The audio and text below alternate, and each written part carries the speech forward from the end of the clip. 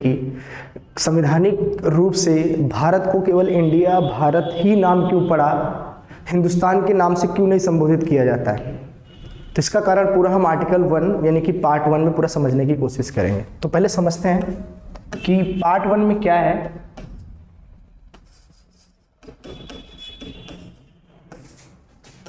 Union and it's territory, इसका मतलब क्या होता है, संघ और उसके क्षेत्र,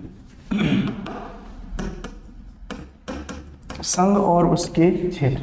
इसके बारे में पूरा अच्छे से हम समझेंगे, लेकिन पहले हम ये जानना है कि पार्ट 1 में मैक्सिमम कितने आर्टिकल आते हैं। ठीक है, तो कोशिश ये करेंगे कि पार्ट 1 में टोटल जो हमारे आर्टिकल आते हैं वो 1 2 4 यानी कि 1 से लेकर 4 आर्टिकल तक आते हैं। क्या आते हैं? 1 से लेकर 4 तक। फिर उसमें दूसरी बात ये है कि हमें जो आज केवल बात करनी है वो बात करनी है सिर्फ आर्टिकल 1 पे बात कर। आर्टिकल 1 है जो हमें ये बताता है कि भारत यानी कि जो हमारा इंडिया है, भारत अभी क्यों बोल रहा हूँ, उसके पीछे का भी कारण बताता हूँ। भारत के केवल 2 नाम होंगे, यानी कि मैं आपसे ये कहूँ कि आर्टिकल 1 केवल 2 चीज़ों पे नाम मतलब फोकस करता है। पहला तो इसके क्या नाम होंगे, दूसरा इसको राज्यों का संघ क्यों कहा गया।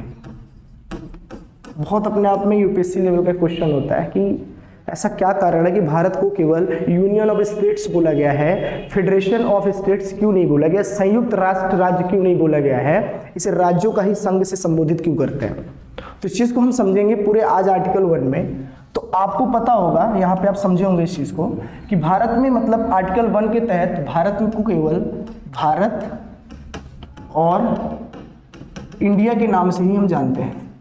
कॉन्स्टिट्यूशन के हिसाब से, संविधान के अनुसार भारत के केवल 2 ही नाम हैं लिखित रूप से, वो है भारत और इंडिया।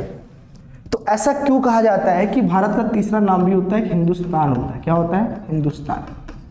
ठीक, अब ये हिंदुस्तान शब्द मौखिक रूप से तो बोला तो जाता है भारत के पूरे हिस्सों में, लेकिन हिंदुस्तान का ही संवैधानिक रूप से इसको अधिकार नहीं दिया गया है।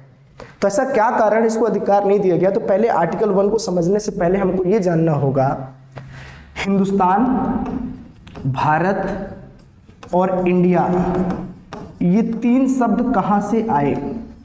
अगर इन 3 शब्दों को अच्छे से हम समझ जाएंगे तो हम ये चीज़ आराम से बता सकते हैं कि संविधान बनाते वक्त 1949 में संविधान बना रहे थे। एक्चुअली स्टार्ट तो 46 से हुआ था, 2 साल 11 महीना 18 दिन बाद कॉन्स्टिट्यूशन कंप्लीट हुआ था, जो कि 1950 26 जनवरी को लागू करना था।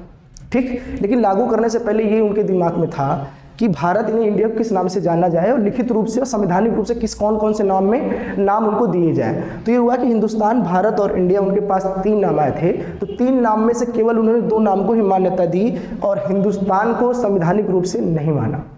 तो कहीं ना कहीं से लीगली ऑथोराइज नहीं किया गया है। उसका क्या कारण, हम इस चीज़ को जानते हैं। चलो, तो सबसे पहले हम ये जानने की कोशिश करेंगे,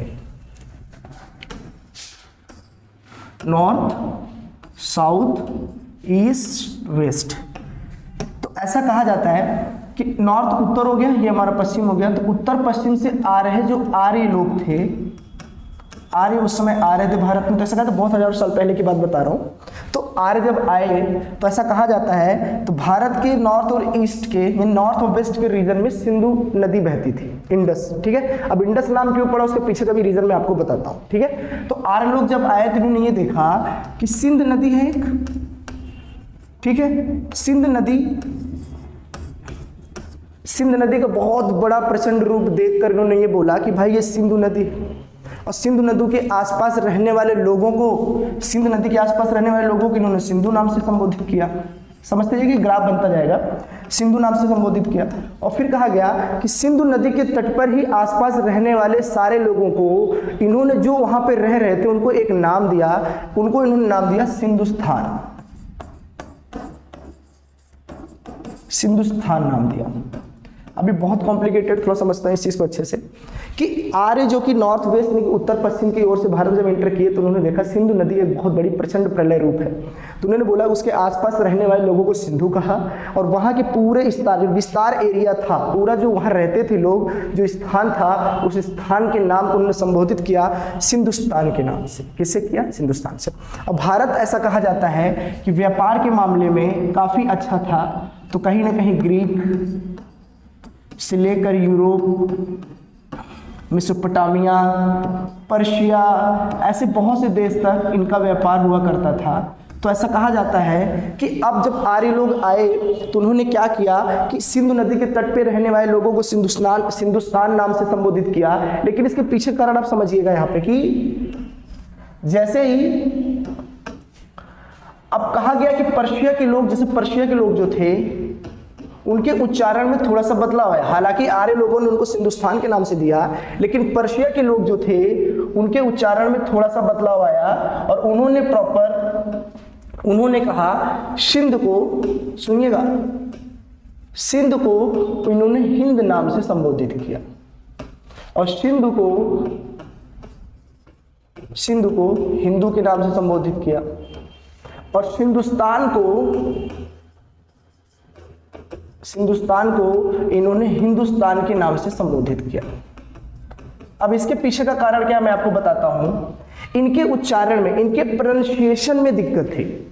उनका प्रोनाउंसिएशन ये कहता था, उनका जो उच्चारण था वो ये कहते थे, वो शा को हा से संबोधित करते थे और धा को, जो भारी आवाज में निकलती धा, उसको उन्होंने दा के नाम से संबोधित किया। बस यही फर्क था कि उन्होंने सा को हा माना और धा को दा माना। तो जो सिंधुस्तान था कहीं ना कहीं वो हिंदुस्तान में परिवर्तित हो गया। एक चीज और बताता हूं मैं आपको। यहाँ पे देखिएगा, यहाँ पे फिर मेसोपोटामिया के लोग भी पीछे नहीं रहे। ठीक है, मेसोपोटामिया के लोगों ने क्या कहा आप समझिएगा। मेसोपोटामिया के देश लोगों ने क्या कहा, इसको कहा, इन्होंने क्या किया ना, इनके उच्चारण में व्यंजन शब्द का प्रयोग होता ही नहीं था, तो ये ज्यादा तक स्वर का इस्तेमाल करते थे। तो जो सिंधु था उन्होंने इसको इंडस के नाम से बोला। किसके नाम से बोला? इंडस। और जो सिंधुस्तान था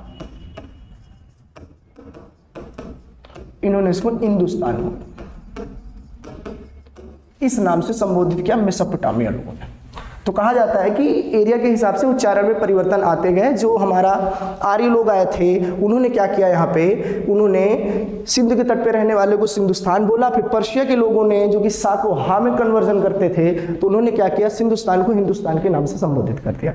तो कहीं ना कहीं सिंधु नदी की वजह से इसका नाम सिंधुस्तान से हिंदुस्तान पड़ा। फिर मेसोपोटामिया के लोगों ने इसको इंडस्तान के नाम से जाना। ठीक है, अब आगे चल के प्रचलन में इसको लोग इंडिया के नाम से जानना चालू कर देंगे। तो पहली बात तो समझ में आया कि हिंदुस्तान शब्द कहां से आया। फिर दूसरा शब्द भारत।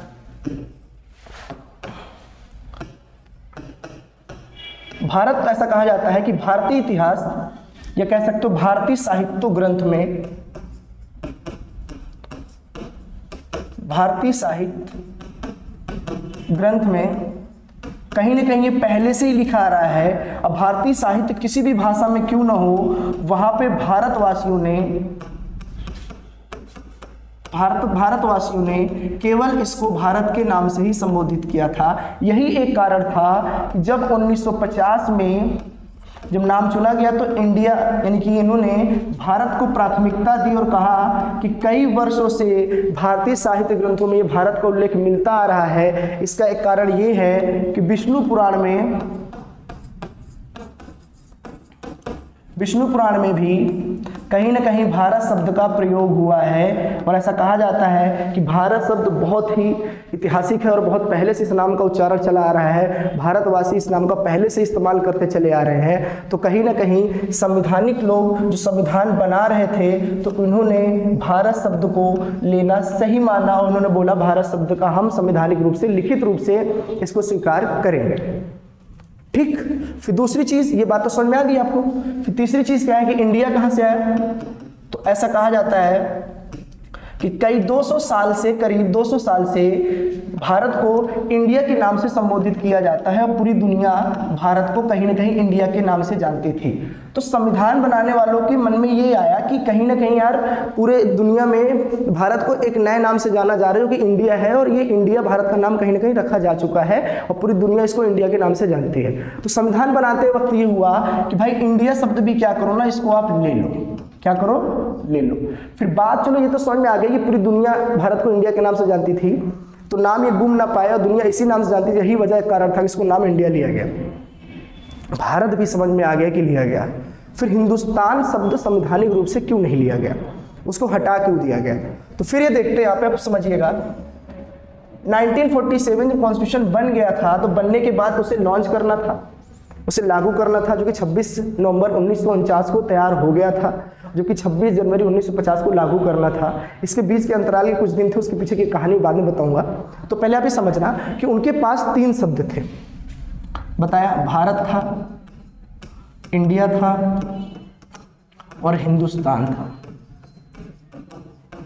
ठीक, ये 3 शब्द थे। तो भारत लेना अनिवार्य था, वो समझ में आ गया, इंडिया भी लेना अनिवार्य था, समझ में आ गया, तो हिंदुस्तान शब्द क्यों नहीं लिया गया, तो आप इसके पीछे समझ में आ गया कि हिंदुस्तान कहीं ना कहीं सिंधु नदी के कारण की वजह से बना था, सिंधु नदी के वजह से बना था।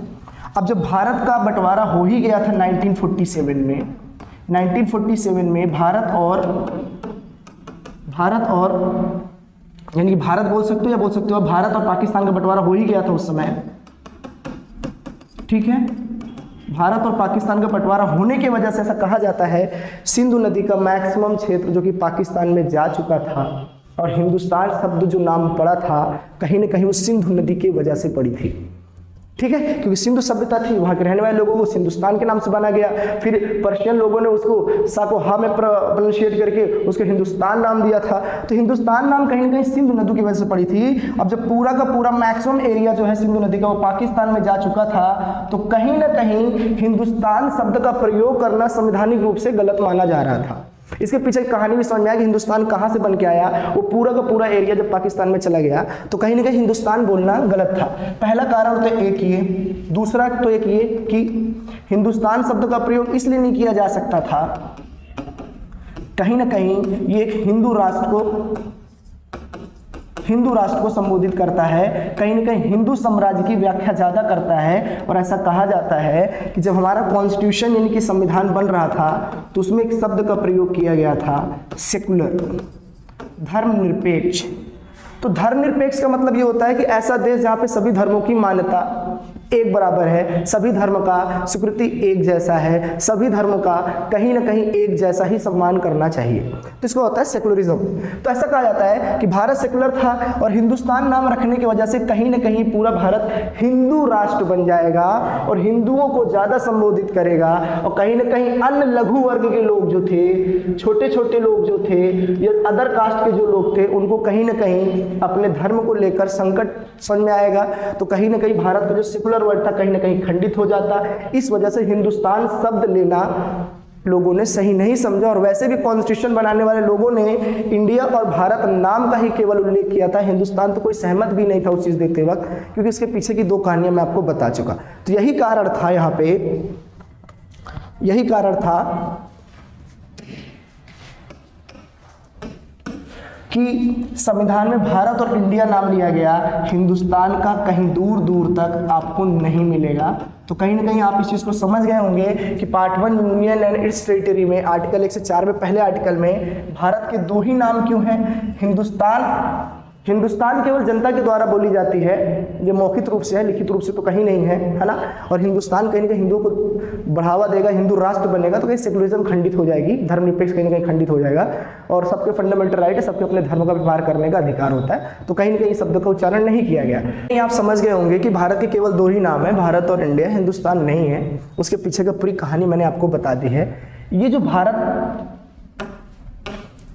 नाम तो समझ में आ गया, कहां से पढ़ा, राज्यों का संघ ही क्यों कहा गया, संयुक्त राष्ट्र राज्य क्यों नहीं कहा गया। तो इस चीज को हम नेक्स्ट वीडियो में कवर करेंगे अच्छे से। तो फिलहाल समझ में आ गया होगा। और आप ध्यान से देखिएगा, हर एक के पीछे का लॉजिक होता है। तो कहीं ना कहीं एग्जाम में अगर पूछे जाते हैं, इंटरव्यू वगैरह में कहीं भी अगर पूछे जाते हैं, तो कहीं ना कहीं उस चीज़ को आप सही तरीके से उसको रख पाएंगे। तो कोशिश यही करें कि समझने की ज़्यादा कोशिश करें, उसके पीछे का लॉजिक। ये रटना कहीं ना कहीं गलत होता है कि आर्टिकल 1 रट लिया, हाँ मुझे पता है, रट लिया, लेकिन उसके पीछे की व्याख्या को समझने की कोशिश करिए। जब आप उसको समझने की कोशिश करेंगे तो आपको चीज़ आराम से समझ में आ जाएगी। तो ऐसे मिलते रहेंगे। चलिए, जय हिंद।